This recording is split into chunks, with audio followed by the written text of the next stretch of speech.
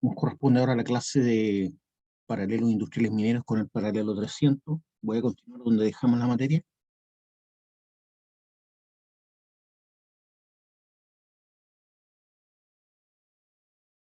Quedamos en esta parte de la clase. Recomendaciones para todos los trabajadores. Prohibido el trabajo o acceso a cualquier lugar de la mina que no se encuentre acuñado, ¿ya? Porque puede ser causal de que caiga un planchón y dañe a cualquier persona o algún equipo.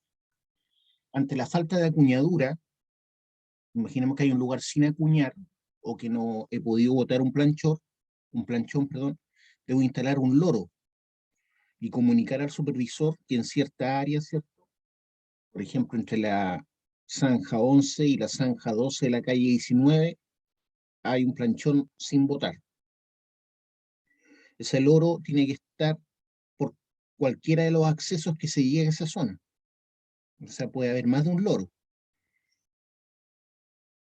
Obligatorio controlar techo, cajas y frentes de trabajo al inicio, durante y al final de cada jornada, ¿ya? Entonces siempre hay que estar acuñando continuamente. Este es como el postulado de acuñadura. Siempre debe acuñarse antes, durante y después de cada operación minera. Y para acuñar, primero tengo que estar atento a las condiciones del cerro, ¿cierto? Ver dónde puedan haber fracturas, ver dónde puedan haber planchones que puedan caer, estar vigilando la frente, las cajas, el techo. De eso se trata. Esto es una imagen, ¿cierto?, que nos está mostrando una exageración, obviamente, de lo que es la fortificación. Ahí se ve varios pernos que están colocados en el cerro, ¿ya? Ahí se puede ver la planchuela y la parte trasera del perno más la tuerca. La tuerca es la que va atornillada en el perno y esa tuerca, ¿cierto?, lo que hace es sujetar a la planchuela contra el cerro, ¿ya? Por lo tanto, cada perno tiene un área de acción, un área de acción.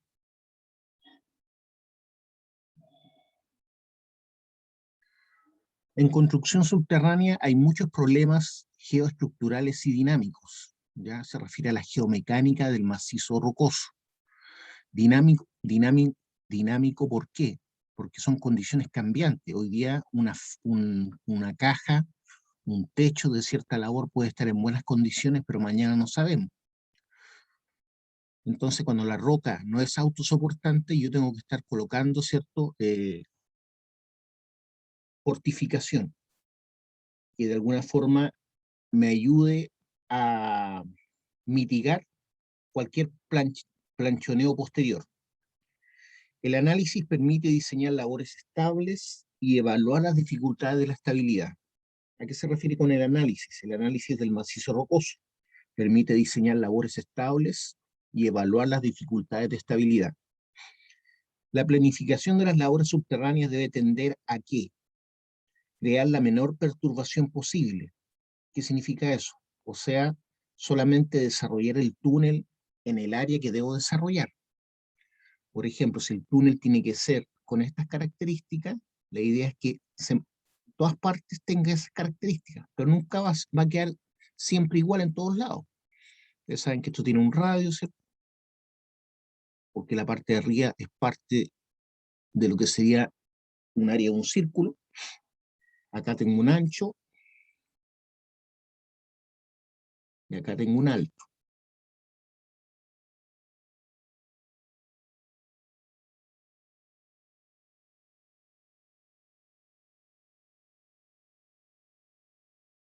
Perdón.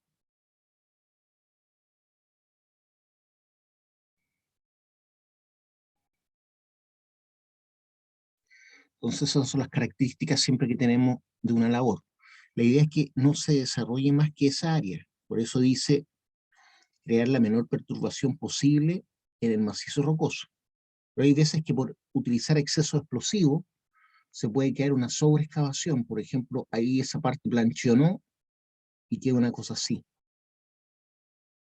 O sea, la labor se está agrandando, si se dan cuenta, ¿cierto? Entonces tenemos el mismo ancho, quizás tenemos el mismo alto incluso, pero producto de la sobreexcavación, y quizás utilicé más explosivo del necesario, desarrollé una labor más grande de la necesaria. La necesaria era hasta acá nomás. Esa era la original que había que desarrollar. ¿Ya? Todo lo demás es exceso de excavación. Y entre más yo socave la labor, más posibilidades tengo que sea inestable, ¿ya? Porque entre más área tengo una labor, mayor inestabilidad va a tener. Entonces esa zona que sobreexcavé, debo fortificarla con más elementos de la necesaria. Además voy a provocar más originalmente, ¿cierto? Como boté esa área de la labor, significa que hay más restos que recoger, más restos de material. O sea, voy a gastar más dinero y más tiempo en carguillo y transporte.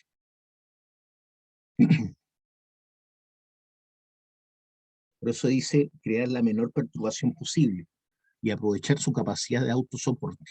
Y aprovechar su capacidad de autosoporte. Hay macizos rocosos que son autosoportantes, que no necesitan fortificarse, ¿ya? Eso va a depender de las características geomecánicas del macizo rocoso. Con esto se cumplirá el objetivo de emplear la menor fortificación posible. Siempre hay que tratar de ocupar la menor fortificación posible. ¿Por qué? Porque la fortificación es cara. Obviamente, sin eh, poner a las personas en riesgo. O sea, la idea es fortificar, si es necesario, todo lo que sea posible, pero siempre disminuyendo los costos al máximo. Pero nunca exponer por ahorrar dinero, ¿cierto?, a los trabajadores. Eso significa que debo fortificar lo necesario, pero siempre evitando al máximo, ¿cierto?, disminuir los costos. Con esto se cumplirá el objetivo de emplear la menor fortificación posible. ¿Cuándo? Cuando creo la menor perturbación posible, cuando utilizo la cantidad de explosivo requerida, y no más que eso. Si no voy a golpear excesivamente el macizo rocoso. Aquí hay un diagrama que nos indica las preguntas que me debo hacer. Por ejemplo, arriba dice interpretación de los antecedentes geológicos y físicos de la roca. Supone que yo hice una clasificación geomecánica del macizo rocoso, debo interpretar eso para crear el diseño de la excavación. ¿Ya? Me tengo que hacer una pregunta una vez que está diseñada la excavación. ¿Es estable? Si la respuesta es sí, puedo desarrollar, ¿cierto?, el túnel minero o la labor minera, que puede ser un pique o una chimenea. Si la respuesta es no, medición y evaluación de factores de inestabilidad. Medición y evaluación de factores de inestabilidad. Todo esto se crea y se desarrolla antes de la excavación física. Y ahí nuevamente me pregunto, ¿está estable la labor? Con la fortificación, por ejemplo, que le puse. Si la respuesta es sí, realizar tal como me dieron los cálculos, ¿cierto?, el túnel, el pique o la chimenea minera. Si la respuesta es no, diseño de la fortificación. ¿Ya? ¿Qué significa eso? Que la roca no era autosoportante, por lo tanto debo colocar fortificación. ¿Cuánta fortificación? La que sea necesaria para evitar planchoneo. Eso. Una vez que diseñé la fortificación, nuevamente me hago la pregunta, ¿se encuentra estable la labor? Si la respuesta es sí, realizar la labor minera con fortificación. Si la respuesta es no, abandonar la zona. Abandonar la zona.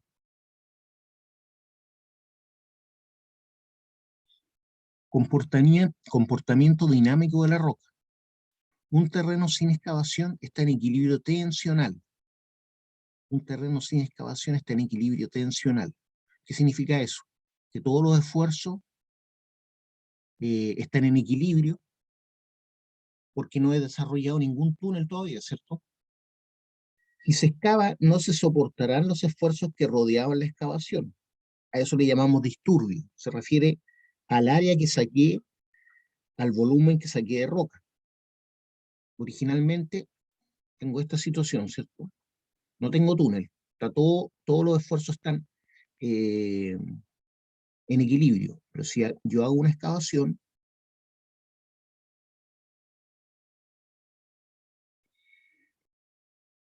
esto que está acá, estos esfuerzos que están acá, tienden a hundir la labor, ¿ya? Porque creé,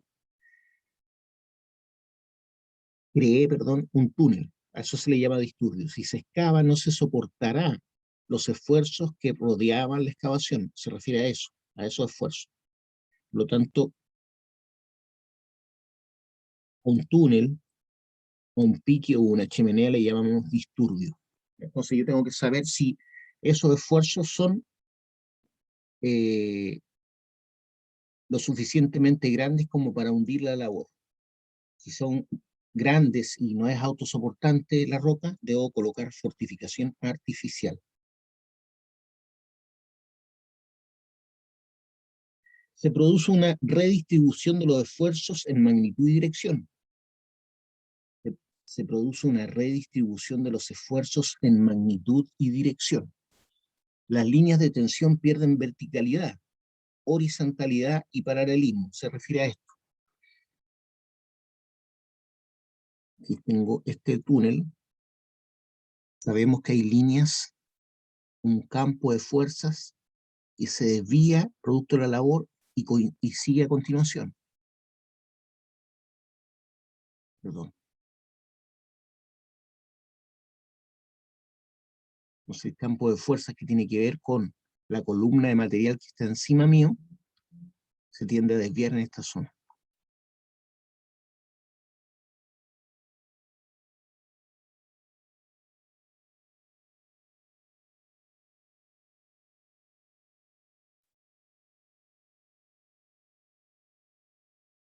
Y una vez que ya pasé la zona de la labor, vuelven a la normalidad, ¿cierto? Entonces no hacen líneas paralelas ya.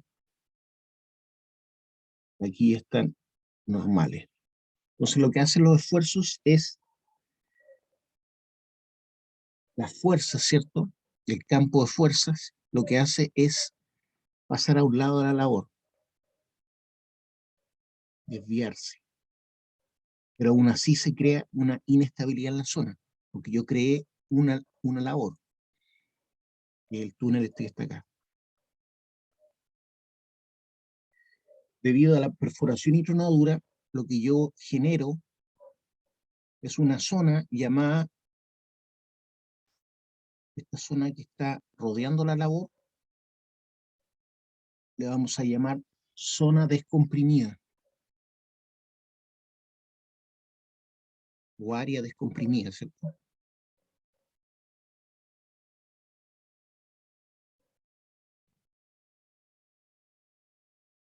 ¿Por qué? Descomprimida. Porque es una zona que ya no tiene los esfuerzos en equilibrio, ¿ya? Generé, generé una inestabilidad, ¿ya? Porque creé una excavación. Toda esta parte de la roca que rodea la labor puede quedar fracturada, ¿ya? ¿Debido a qué cosa? Debido a la perforación y tronadura que yo generé. Entonces ya no se puede decir que no está en las condiciones que estaba la roca in situ, antes, ¿cierto? Antes de la excavación. Entonces esa es la zona que yo debo afirmar. Si esa zona, por ejemplo, no pudiera ser afirmada o no fuera capaz de sostenerse sola, yo debo colocar, por ejemplo, pernos. Entonces los pernos se colocan de esta manera. Se anclan en la zona segura. De ahí para allá, la roca está in situ. Entonces estos pernos van anclados en la zona segura. ¿Qué significa eso? Significa que esta parte del perno es la que está sujetando el macizo rocoso. que está sujeta, ¿cierto?, en la parte firme de la roca. La parte firme de la roca le llamamos, así le llamamos, zona comprimida o área comprimida.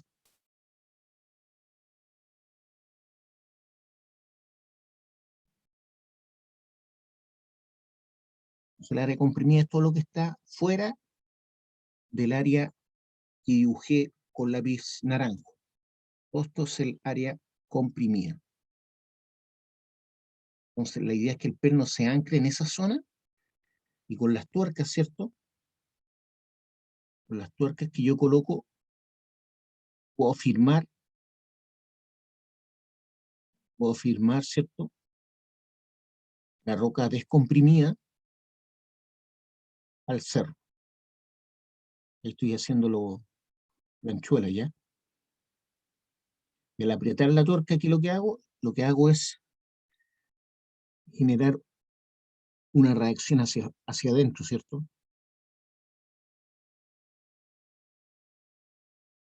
Entonces la roca que tiende a caer se coloca en equilibrio con esas fuerzas de compresión que yo genero artificialmente con el perno.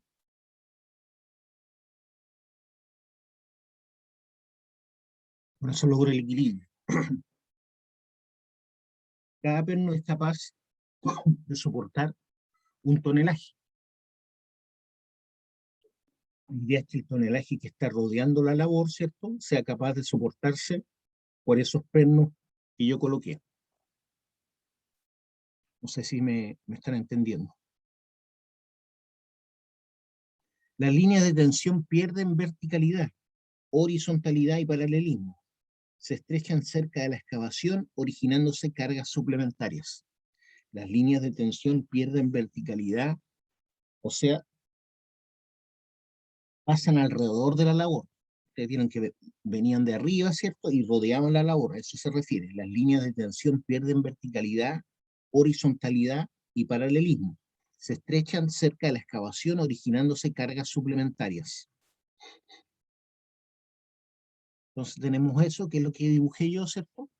Ahí tengo la labor, y vemos que las líneas de fuerza, ¿cierto?, que tienen que ver con ¿qué cosa? Con el peso que representa la carga de roca, ¿cierto?, que tengo encima de la labor. El peso en este caso es el peso específico de la roca por la profundidad en que está, ¿ya? Uno habla de un peso específico medio porque no necesariamente toda la roca es la misma, ¿cierto? Pueden haber varios tipos de roca encima de la labor. Entonces ahí habría que sacar un peso específico medio, ¿ya? Por ejemplo, si esta es la labor, y acá está el cerro, ¿cierto?, o la excavación, la superficie. Entonces pueden haber varios tipos de roca, como les decía. Imaginemos que esta parte de la roca es de este tipo de roca, ¿ya? Solamente suelo. Más arriba puedo tener, más abajo, perdón, rocas sedimentarias, y tiene otras características que la zona que está arriba. Son más características del suelo. Después puede venir otro tipo de roca con otra característica, por lo tanto otro peso específico, distinto al de las rocas que están anteriormente, ¿cierto? Más arriba. Después puede venir otro tipo de roca, que es la que finalmente llega a esta zona.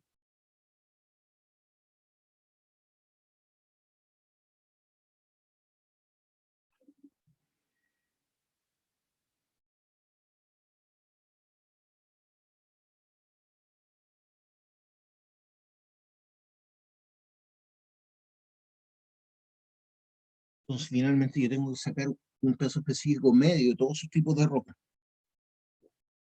Y eso se calcula dependiendo, ¿cierto?, del espesor o de la profundidad de esta zona, después de la profundidad de esta otra zona, después de la profundidad o altura de este manto, después la altura de este otro manto. ¿ya? Entonces, cada una de estas zonas va a tener un peso específico que va a estar en función de su altura. Aquí, por ejemplo, le podemos llamar peso específico 4, a este le podemos llamar peso específico 3, a este le podemos llamar peso específico 2, a este peso específico 1. A eso me refiero. No sé si se entiende lo que estoy hablando.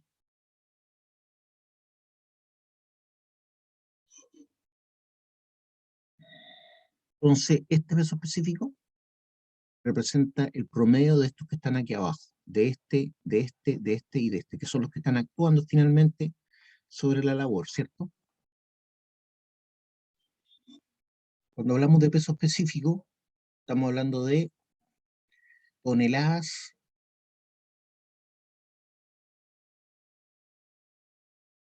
por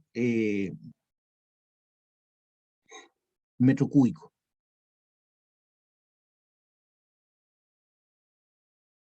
¿ya? Toneladas por metro cúbico.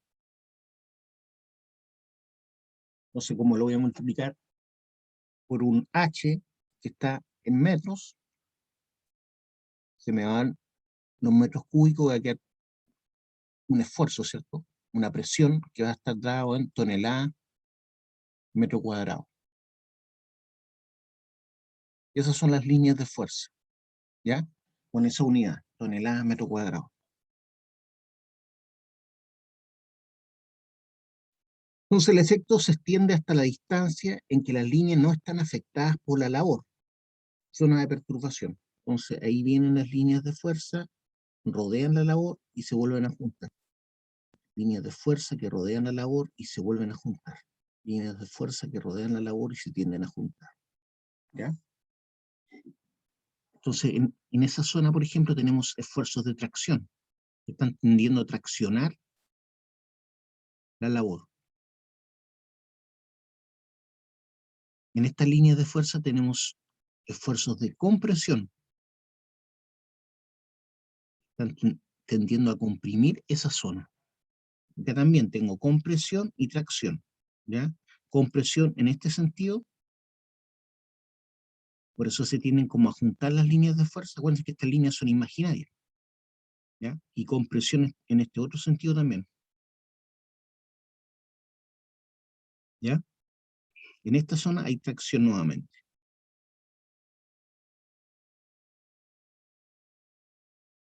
Entonces estamos hablando de esfuerzos.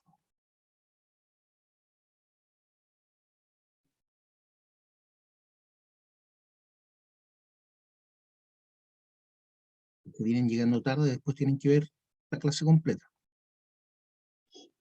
Zona de perturbación. La magnitud y la intensidad de los esfuerzos suplementarios dependen de qué cosa. La magnitud e intensidad de los esfuerzos suplementarios dependen de qué. Magnitud de las fuerzas actuantes. Cuando hablamos de la magnitud de las fuerzas actuantes nos referimos básicamente al peso del macizo rocoso, ¿cierto? Peso del macizo rocoso que está sobre la labor.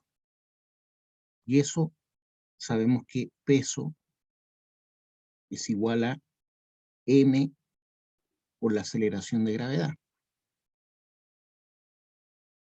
Entonces los esfuerzos actuantes sobre la labor tienen que ver con eso y también con respecto a la masa de la zona descomprimida, la masa de la zona descomprimida. Y dije que era la zona que rodeaba la labor, en donde las condiciones de esfuerzos en equilibrio anterior a la excavación ya no existen. La magnitud de la sección de la galería, la magnitud de la sección de la galería. A eso me refiero. Si esta es la labor, ¿cierto? Sabemos que los esfuerzos rodean, ¿cierto?, la labor, se vuelven a juntar, ese es el campo de fuerza, tiene que ver con el peso del macizo rocoso, ¿cierto?, que está sobre mí. Estas son líneas imaginarias.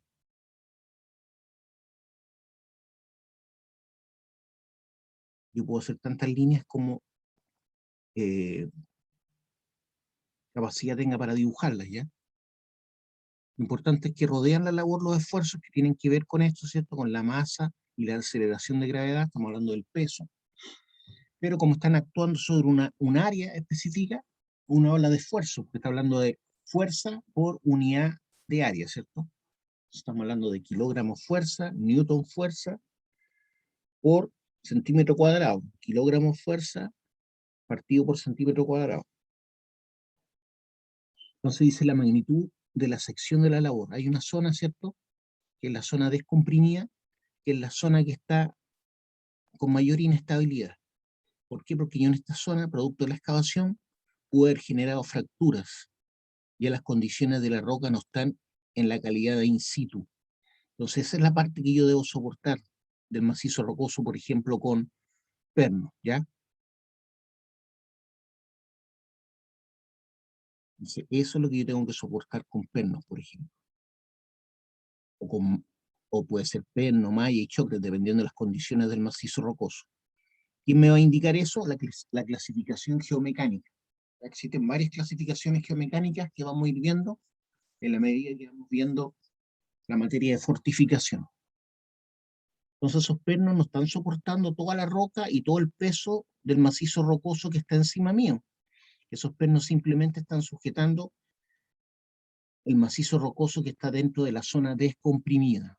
Zona descomprimida. La zona descomprimida es esta área que rodea la labor. La zona que está fuera de esa área se llama zona comprimida. Zona comprimida. Forma de la sección de la galería. No cualquier forma es estable. Ustedes ven que los puentes, los romanos los hacían con arcos romanos, ¿cierto? Porque los arcos romanos, que viene a ser la parte, ¿cierto?, de una circunferencia, lo mismo que las labores que nosotros hacemos, también lo hacemos con ese arco, tiene que ver con un radio y un círculo, ¿cierto? Entonces, un radio, entonces esa parte se entiende que es un sector circular, un sector circular. Un trozo, ¿cierto? Un trozo de qué? De la parte de un círculo. Eso hace que los esfuerzos se tiendan a anular. Entonces, aquí hay zona descomprimida también, ¿cierto? Toda esta zona está descomprimida. Por lo tanto, ¿qué es lo que hago yo en el fondo? Lo que hago es separar como en distintas áreas para lograr que se logre un equilibrio. Entonces, esta masa está apuntando hacia allá, esta otra masa está apuntando hacia allá.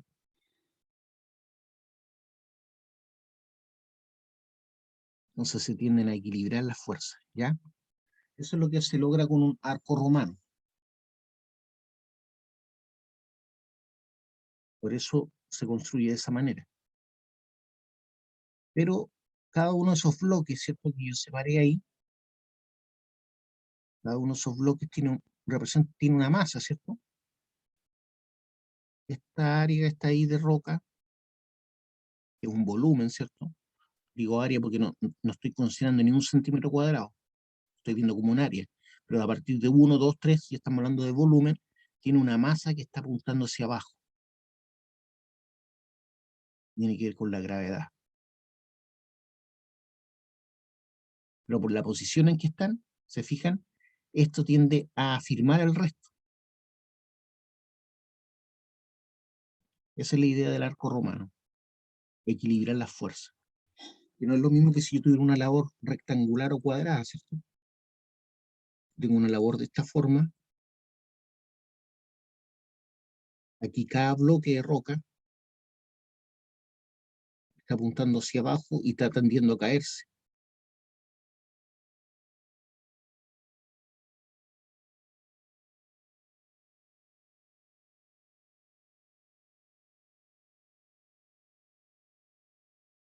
En cambio aquí los bloques también apuntan hacia abajo, pero este bloque que está acá, si se dan cuenta, por tener estas características angulares, tiende como a empujar hacia afuera estos de acá.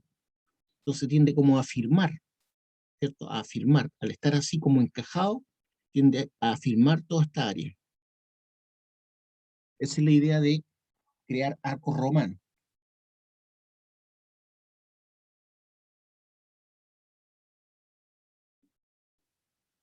La zona de perturbación, la magnitud y la intensidad de los esfuerzos suplementarios, los que yo creé debido al desarrollo del túnel, también dependen de las características físicas de la roca. Características físicas de la roca, como el peso específico, ¿cierto? Como si la roca está fracturada o no, previamente. Si pasan fracturas, fallas, diaclasas. Esas son las características físicas de la roca. Si hay condiciones de agua, por ejemplo, si hay efectos atmosféricos que puedan afectar dicha estructura rocosa. La geología estructural. La geología estructural tiene que ver con las fallas, las diaclasas que pudieran haber en esa zona de perturbación. ¿Ya? Entonces, si este es el túnel, ¿ya? Y en esta zona del túnel pasa una falla, por ejemplo, significa que esta zona se está moviendo hacia allá y, y esta zona hacia acá. Aquí podría haber otra falla incluso. Y esta falla se mueve una hacia dentro del computador y otra hacia afuera, ¿ya? Entonces, obviamente, provocan inestabilidad en la zona de excavación. Y esas son cosas que no dependen de mí, sino de la geología estructural. Pueden haber diaclasas. ¿Qué son las diaclasas? Son fallas cercanas una a la otra, que son paralelas, por un lado, y por otro lado, hay otras fallas que se tienden a cruzar.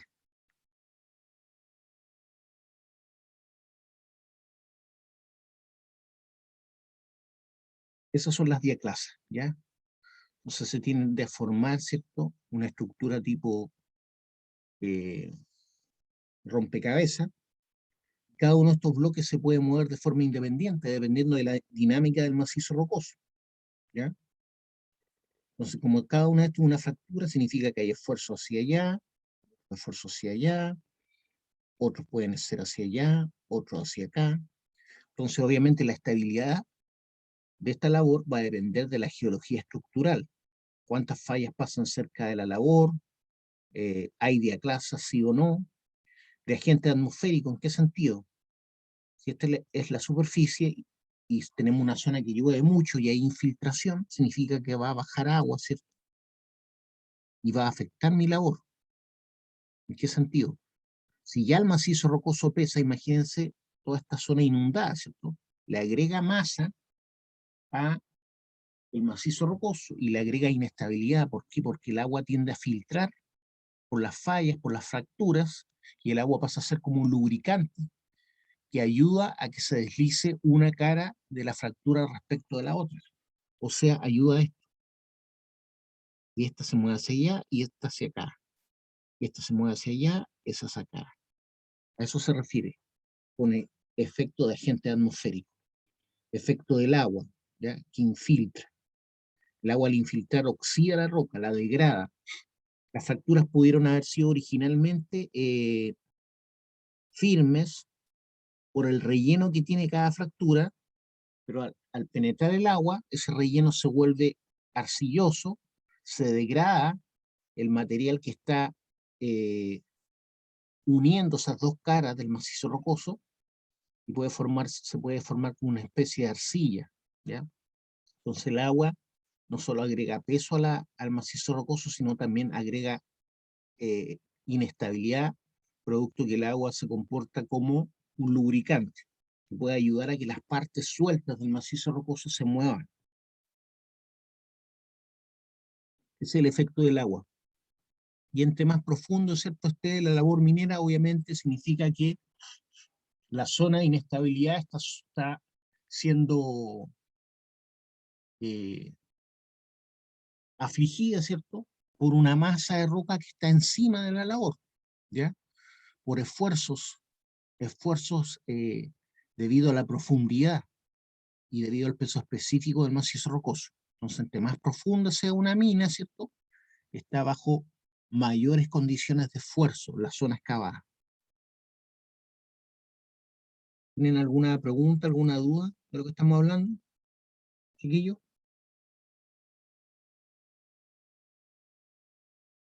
No, profe. Ya. Ahí tenemos una fórmula, esfuerzos verticales y horizontales. El esfuerzo vertical tiene que ver con la profundidad y este es el peso específico, ¿ya? El peso específico del macizo rocoso. Entonces, como les dije anteriormente, el esfuerzo vertical es una presión, ¿cierto? Que la puedo dibujar como P y va a depender de un peso específico que está en toneladas metro cúbico.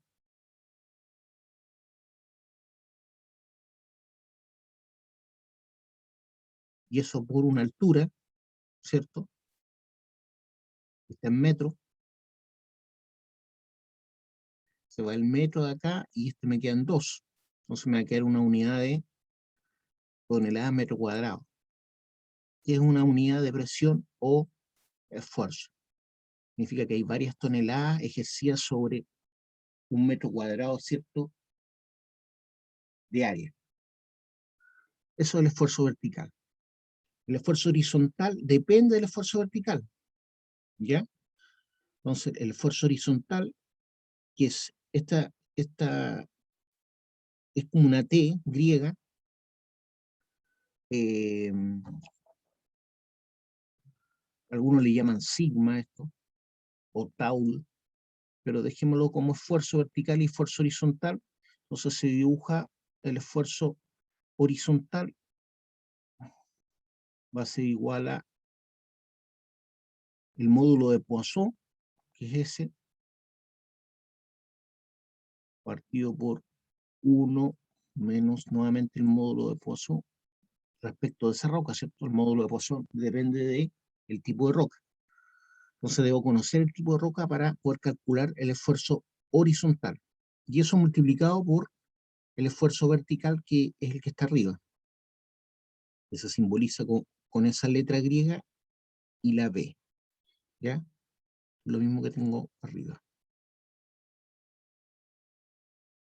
Esfuerzo vertical, esfuerzo horizontal. Entonces el esfuerzo horizontal va a depender o está en función y es proporcional al esfuerzo vertical. Módulo de Poisson del tipo de roca este en específico partido por 1 menos el módulo de Poisson.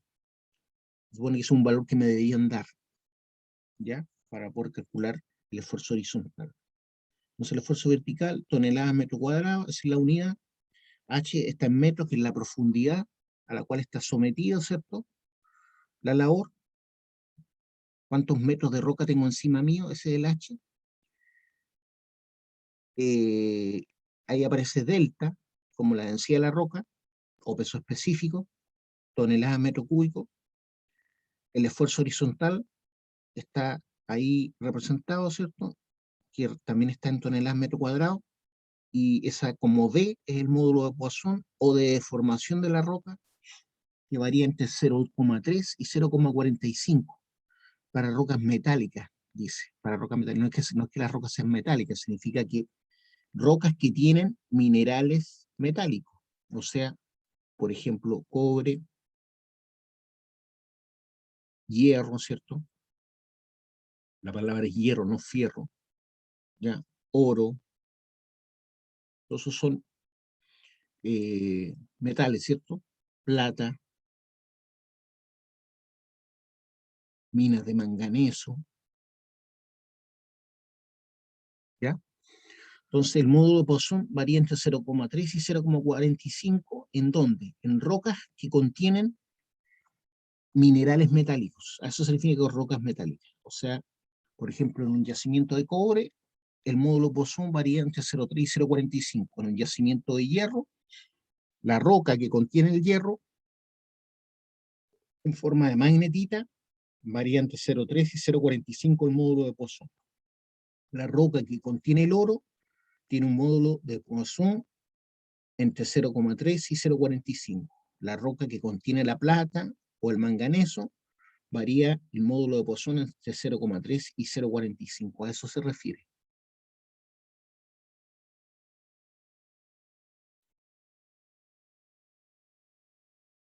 Factor de seguridad. En mecánica siempre utilizamos factores de seguridad. Por ejemplo, si un ascensor es capaz de llevar 6 personas como máximo, como factor de seguridad no se carga al máximo, ¿ya? Entonces, se hace una forma de prevenir el maximizar el esfuerzo de ese ascensor. Entonces, en vez de que quepan las 6 personas, uno dice que se suban máximo 5, por el factor de seguridad, ¿ya? Si es capaz de soportar, por ejemplo, el ascensor 500 kilos, ¿ya? ¿Por qué? Porque los 501 kilos se corta el cable del ascensor. Entonces yo voy a decir, por los 500 kilos los voy a multiplicar, ¿cierto? Por un factor de seguridad, ¿ya? Esos 500 kilos los voy a multiplicar por un factor de seguridad. Es decir, cuando hablo de los 500 kilos del máximo, ¿ya? Por lo tanto, en el fondo, siempre el factor de seguridad es mayor que 1. Eso significa que la idea es no llegar al máximo, sino que esos 500 kilos le resto un 20%, ¿ya? Porque el 1,2 representa el 100% más un 20, ¿cierto?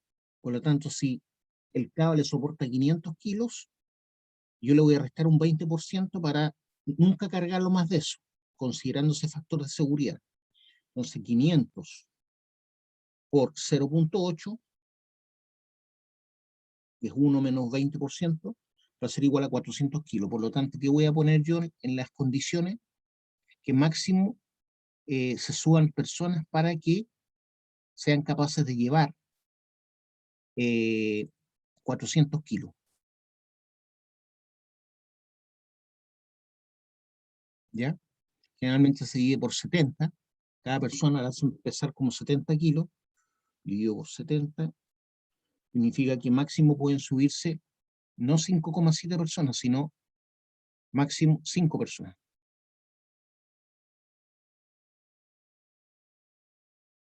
Si yo divido 400 por un promedio de 70, me da 5,7, pero no pueden entrar 5,7 personas, entonces máximo 5. En este caso se busca el valor menor, no el valor mayor. Estamos considerando un factor de seguridad. Bueno, lo mismo ocurre con las labores, ¿ya? Entonces el factor de seguridad dice que va a estar en función de sigma R partido por sigma S. Sigma R son los esfuerzos resistivos y sigma S los esfuerzos suplementarios, ¿ya? Los esfuerzos resistivos son los que resisten el macizo rocoso suelto, y los esfuerzos suplementarios son los que yo agregué producto de la labor, ¿ya? Yo estoy ejerciendo esfuerzos inducidos, esos son los esfuerzos suplementarios. Estoy induciendo esfuerzos en el macizo rocoso cuando yo genero una labor, un túnel. Entonces el factor de seguridad va a ser igual a sigma R partido por sigma S, o sea, esfuerzos resistivos dividido por esfuerzos suplementarios. La idea es que ese factor de seguridad siempre sea mayor a 1, para que sea estable la labor. O sea, los esfuerzos resistivos, ¿cierto?, deben ser mayores que los esfuerzos suplementarios, en otras palabras, ¿cierto? Entonces tengo que los esfuerzos resistivos, para que la labor sea estable, ¿cierto?, deben ser mayores que los esfuerzos suplementarios. La roca debe ser capaz de soportar los esfuerzos suplementarios solamente cuando los esfuerzos resistivos son mayores a los esfuerzos suplementarios. Eso significa que el factor de seguridad sea mayor a 1. Esos esfuerzos resistivos pueden ser aumentados, ¿cierto?, cuando la roca no es autosoportante, por fortificación, pernos, mallas, choques, que son capaces de sumar esfuerzos resistivos. Sumar esfuerzos resistivos para que puedan ser capaces de soportar los esfuerzos suplementarios o esfuerzos inducidos. Entonces el factor de seguridad, cuando es igual a 1, ahí falta el 1, significa que está en equilibrio, ¿ya? que las fuerzas que tienden a hundir la labor son iguales a las esfuerzos que están resistiendo. Pero eso no es bueno, ¿cierto? Porque cualquier condición, por ejemplo, un pequeño temblor, va a hacer cambiar esta condición de igualdad. Cuando el factor de seguridad es menor a 1, la labor está inestable. ¿Por qué? Porque los esfuerzos que tienden a resistir son menores a los esfuerzos suplementarios. ¿Ya? Significa esto, los esfuerzos resistivos son menores, ¿cierto?, a los esfuerzos suplementarios. Ahí es cuando este valor, ¿cierto?, es menor a 1. Entonces yo, para aumentar esto, aumentar los esfuerzos resistivos, yo agrego fortificación. Agrego pernos, por ejemplo, y malla que me ayudan a soportar de mejor manera, ¿cierto?, esa roca suelta, esa roca que puede caer. Entonces yo aumento de forma artificial este sigma R, que son los esfuerzos resistivos. La idea es que finalmente quede esto, que los esfuerzos resistivos, ¿cierto?, sean mayores a los esfuerzos suplementarios. Cuando se cumple esta condición, se cumple esto, que el factor de seguridad es mayor a 1.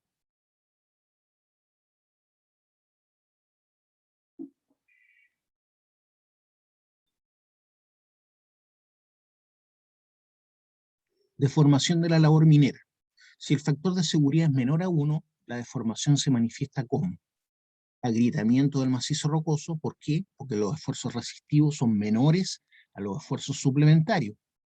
Los esfuerzos suplementarios son también llamados esfuerzos inducidos. Ya voy a agregar las palabras.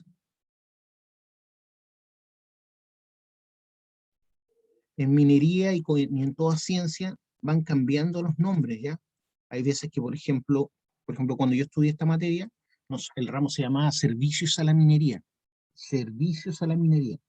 Hoy en día se llama procesos industriales mineros, es el mismo ramo, pero van cambiando los nombres.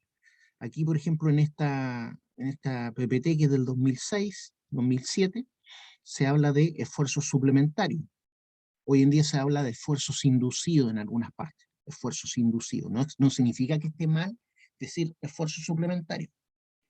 Factor de seguridad menor a 1 significa que los esfuerzos resistivos, ¿cierto?, son menores que los esfuerzos suplementarios o esfuerzos inducidos. Entonces, ¿qué ocurre? Ocurre un agrietamiento del macizo rocoso, pueden haber derrumbes desde el techo o cajas, ¿cierto? Planchoneo, eso significa deformación de la labor minera, se va deformando, ¿cierto? Si bien la roca no tiene un comportamiento elástico y tampoco plástico, pero de igual forma se tiende a deformar. Y ocurre algo que se llama estallido de rocas, pero ese estallido de roca ocurre cuando yo estoy socavando zonas producto del hundimiento del macizo rocoso. Por ejemplo, en un panel caving o un block caving, yo estoy generando esfuerzos inducidos que tienden a hundir el macizo rocoso, pero yo utilizo ese hundimiento para extraer el mineral, ya por embudos o zanjas recolectoras de mineral.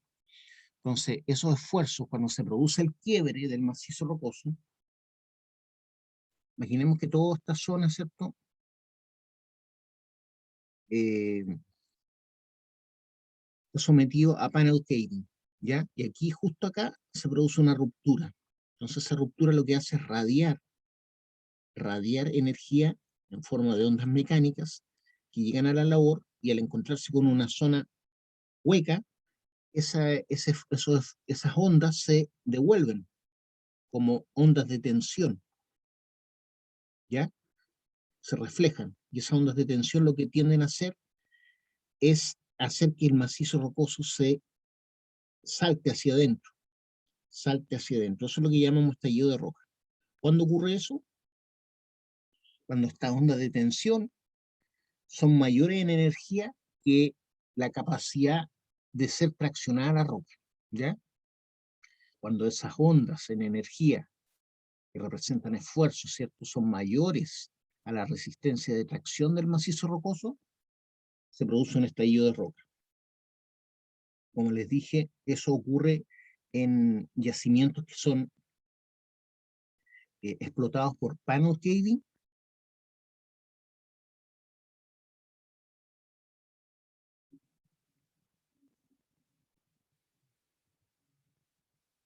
O también, también hemos visto eso que ocurre también en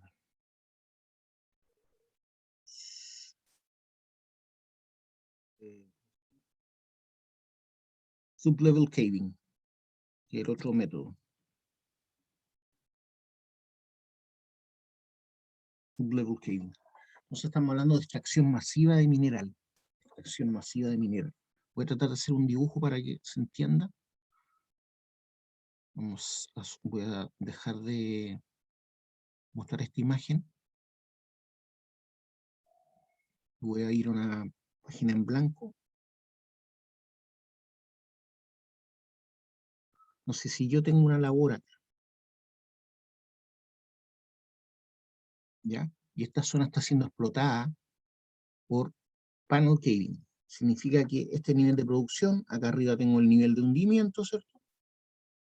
Son paralelas las labores. Y en el nivel de hundimiento yo estoy generando fracturas. ¿Por qué? Porque estoy haciendo tronadura de hundimiento. Entonces esta zona se está hundiendo, está cayendo material rocoso, ¿ya? Está inestable. Entonces, si aquí se produce un quiebre del macizo rocoso porque se está tendiendo a desprender esta zona respecto a esta zona lo que hace, ese quiebre cuando se produce, que es un pequeño sismo, local, que está inducido por la minería. Entonces hablamos de sismicidad inducida por la minería, porque yo estoy provocando una inestabilidad para aprovechar la gravedad para extraer el mineral. Eso es lo que se hace en un panel caving. Entonces, ese quiebre va a radiar energía en forma de ondas, que son las que nosotros sentimos cuando hay un sismo, ¿cierto? Esa energía, ¿cierto? Finalmente va a llegar a la labor.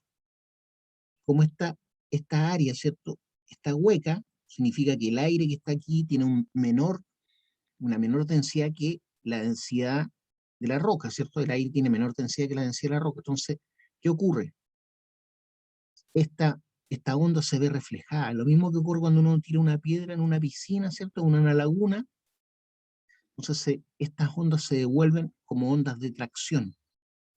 Cuando la energía de tracción de estas ondas es mayor que la resistencia a la tracción del macizo rocoso, ¿ya? Estamos hablando de energía de tracción, es mayor que la resistencia a la tracción del macizo rocoso. ¿Qué ocurre? Como es mayor a la resistencia de tracción de este macizo rocoso que está siendo tensionado, ¿cierto? O traccionado por esta onda, ocurre un desprendimiento violento de toda esta zona. Toda esta zona se desprende violentamente. Y ahí es cuando ocurre un estallido de roca.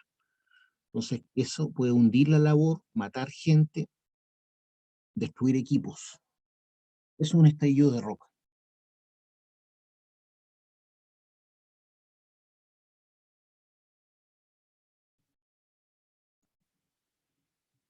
¿Ya? Eso ocurre en general en labores o túneles muy profundos, o en labores cercanos a una zona de explotación por panel caving o sublevel caving. Sublevel caving o panel caving. En block caving también debería ocurrir, pero como la roca es menos competente, los eventos o los sismos, los quiebres que se producen acá, que finalmente se traducen en energía que sale a partir de ese quiebre, son menores, ¿ya? La roca secundaria, que es la que se explota en un block caving tradicional, es menos competente que la roca que yo exploto en un panel caving. ¿Por qué? Porque ahí estoy explotando en un panel caving roca primaria, y la roca primaria es mucho más competente. Por lo tanto, para que se quiebre la roca se necesita mayor energía. Y cuando se quiebra la roca, libera más energía, ¿cierto? Libera más energía. Se rompieron los enlaces que permitían que esa roca estuviera unida. Y esa energía se radia en forma de ondas mecánicas, como les dibujé ahí. Primero aparecen ondas de tracción, ¿cierto? Perdón, de compresión. Estas son ondas de compresión que están tendiendo a comprimir la roca, ¿se dan cuenta? Pero al encontrarse con un espacio hueco, que es la labor, aquí estamos hablando del peso específico del aire, es como cuando uno tira una piedra en una piscina, ¿cierto? La onda se va a tender hasta llegar a la orilla de la piscina, pero ¿qué va a ocurrir con la onda? Cuando llega a la orilla de la piscina, se devuelve, ¿cierto? En forma de una onda ahora de tracción. Eso mismo ocurre por la diferencia, ¿cierto?, de densidad que existe en el aire respecto de la roca. Entonces después se transforma en una onda de tracción. Cuando la energía de esa onda de tracción es mayor que la resistencia de tracción,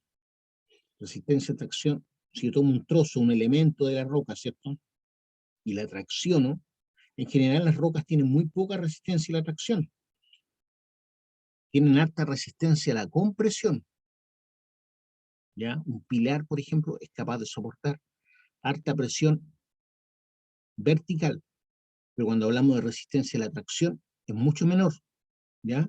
En general las cosas muy duras tienen poca resistencia a la tracción, se tienden a quebrar. Entonces, ante esta resistencia a la tracción, perdón, la resistencia a la tracción, al verse sometida a una energía mayor de tracción, lo que hace es que finalmente esto se desprenda de forma violenta, ¿ya? Por eso, y a eso le llaman estallido de roca. ¿Por qué? Es porque se ve superada la resistencia a la tracción del macizo rocoso, debido a esta atracción generada, ¿cierto?, por las ondas que se reflejan en la labor. No sé si me alcanzaron a entender esa parte. ¿Tienen alguna duda de eso que les estoy hablando?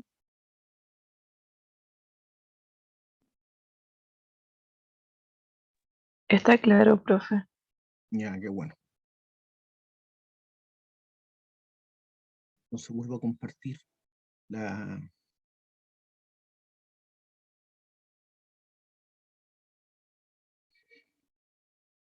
¿Yo le alcance a hacer clase a usted o me refiero a clases presenciales o nunca nos conocimos a este grupo? ¿Ustedes entraron cuando ya Eh, estaba en pandemia? sí, entramos en pandemia. Ah, ya. Pues nunca nos hemos visto en vivo. Bueno, se supone que se va a tomar la tercera prueba presencial. Bueno, aquí están mostrando, ¿cierto?, cómo los esfuerzos tienden finalmente a hundir la labor. Esa es la zona descomprimida que le decía yo, que está fracturada, ¿cierto?, por el avance del túnel. Yo voy golpeando el cerro en la medida que voy haciendo perforación y tronadura, y ese eh, golpeteo que le doy al cerro, producto de la perforación y tronadura, va generando estas fracturas que vuelven a toda esta zona como un área descomprimida. Y eso es cuando la roca no es, perdón, cuando la roca no es autosoportante y yo tengo que agregar factores, ¿cierto?, artificiales, como por ejemplo son los pernos, para soportar la labor. Entonces la parte que soporta la labor finalmente es la parte del perno, ¿cierto?, que está en la zona comprimida, o en la zona que no está inestable, que no tiene quiebres.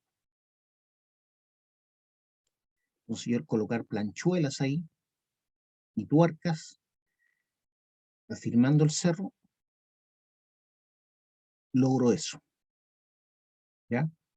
Logro soportar esta zona descomprimida en la zona comprimida. Entonces lo que estoy ahí es agregando esfuerzos resistivos, ¿ya? El sigma R lo estoy aumentando debido a la fortificación, para lograr que el factor de seguridad sea siempre mayor a 1.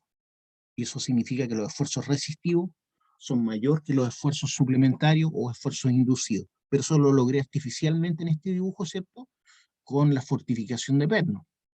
Si no tuvieran los pernos, significaría, ¿cierto?, que los esfuerzos resistivos son menores que los esfuerzos suplementarios. Por lo tanto, se vuelve inestable la labor. Inestable.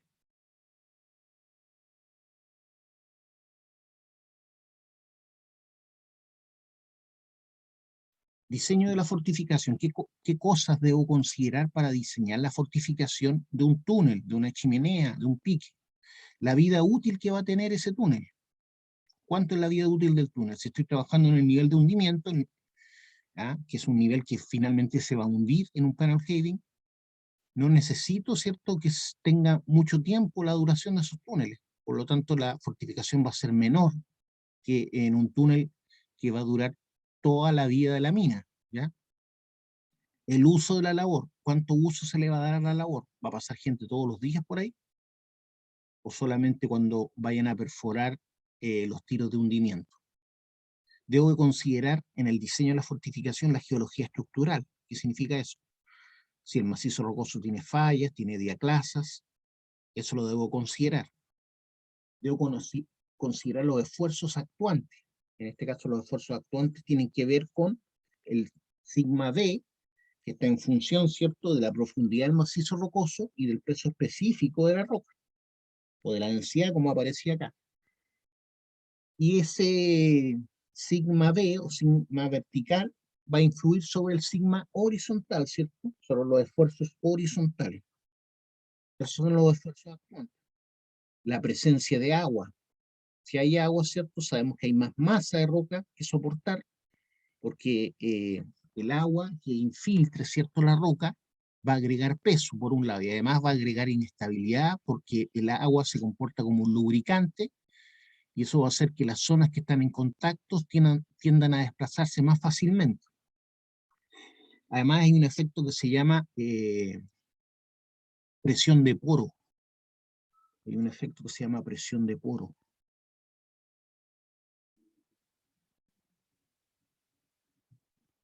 Como está infiltrando agua, y esa agua está sometida a la presión de las dos caras, ¿cierto?, que están, por ejemplo, voy a hacer un dibujo. Imaginemos que esto es el macizo rocoso, ¿ya? Esas son las dos caras del macizo rocoso, es una fractura. Y por ahí infiltra agua. Por ahí infiltra agua. Esa agua no es agua que está sin presión, es un agua que está sometida a una alta presión debido al peso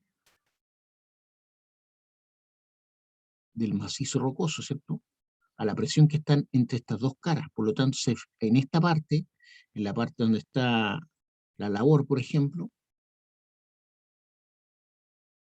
se genera una presión de poro. Esta agua está tendiendo a salir con más fuerza debido a las caras que están aprisionando el agua. Pero estas fracturas no solamente son como la dibujé ahí, hay fracturas así, que tienen agua, ¿cierto? Hay otras fracturas así, que tienen agua. Entonces esa presión de poro, ¿qué es lo que hace? Le agrega presión al sistema.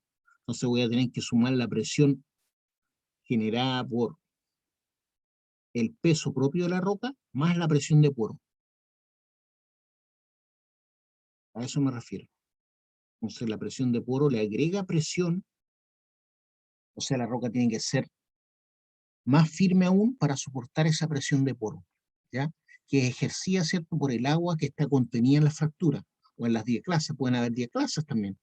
Imagínense que toda esta zona está con diaclasas. Las diaclasas son fracturas paralelas con otras que se cruzan. Y en estas diaclasas también puede haber agua. Entonces se va generando una presión adicional, que es la presión del agua, ¿cierto?, que está sumando presión a la presión natural del macizo rocoso.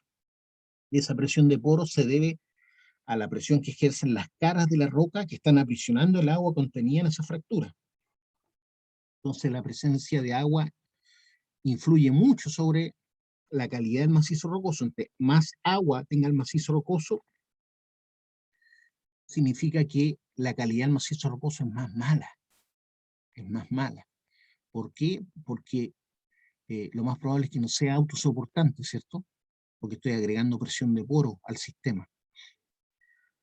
Entonces el diseño de la fortificación influye mucho la presencia de agua, influye mucho las propiedades físicas de la roca, como por ejemplo el peso específico, la resistencia y la tracción del macizo rocoso, la resistencia y la compresión del macizo rocoso. La resistencia y la compresión del macizo rocoso ya sabemos que se puede calcular. Yo puedo llevar una muestra del macizo rocoso, una muestra cilíndrica del macizo rocoso, la puedo llevar al laboratorio, yo corto un cilindro del macizo rocoso,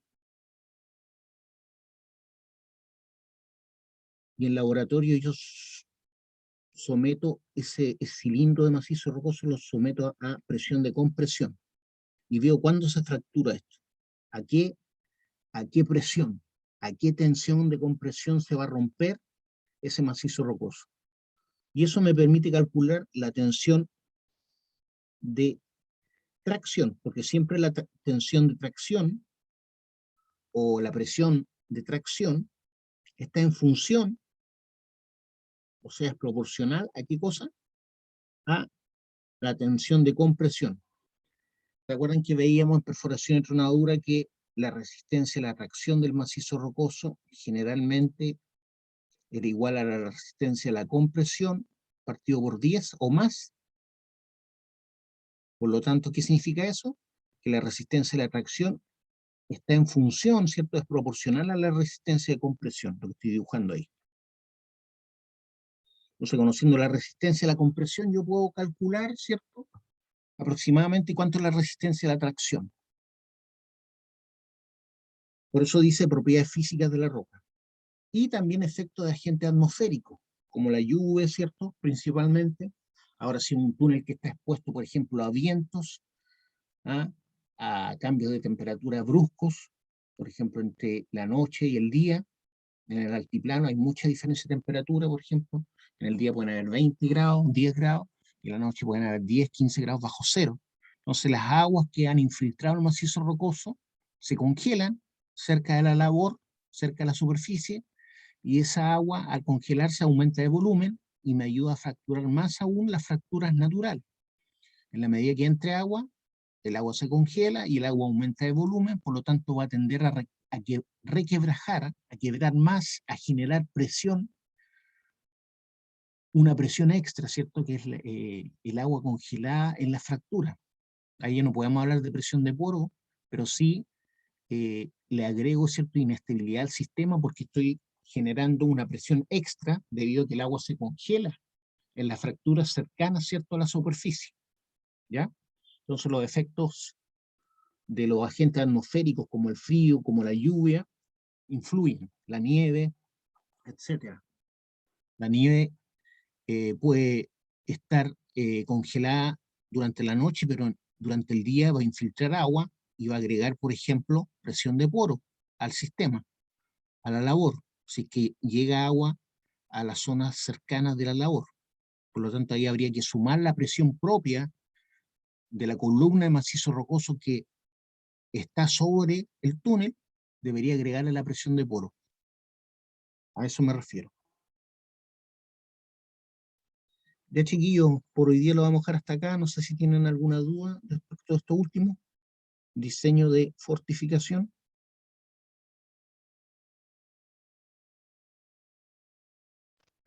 No, profe, está claro.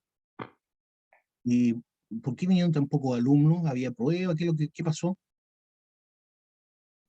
O sea, tenemos pruebas ahora después de esta clase y parece que casi nadie sabía ¿Prueba de qué?